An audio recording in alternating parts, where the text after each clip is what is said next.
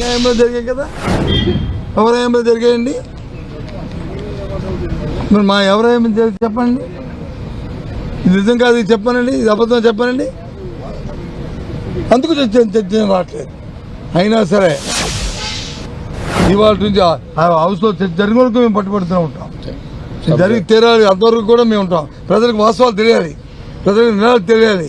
వీళ్ళ తాలూకా మోసరబిల్లి రాజకీయాలు, వీళ్ళు చేస్తున్న మాయ మాటలు, మోసం మాటలు, ఆ మాటలు వెనకాల వీళ్ళు చేస్తున్న ధనదోపిడీ, తిరుపతి దేవస్థానం ఏ రకంగా దోచుకుంటున్నారో అవన్నీ కూడా వాస్తవాలు బయటకు రావాలి. అంతే, ఎవరైనా నవ్వుతారండి? ఎందుకంటే చిన్న చిల్లర మాటలు మాట్లాడి సభ ఉన్నించని పాడు చేస్తారు. అలాంటిది ఏం జరగలేదు, తప్పు. అలాంటిది ఏం జరిగించని మా తరపున మేము మా అందరి తరపున లీడర్గా నేను వచ్చి ఆయన క్షమాపణ చెప్తాను. అలాంటి మేము జరగలేదు. ఇంకోసారి మళ్ళీ జరిగితే మీరు ఇంకోసారి అలాంటి మాట మాట్లాడద్దు దయచేసి. మీ ప్రాబ్లం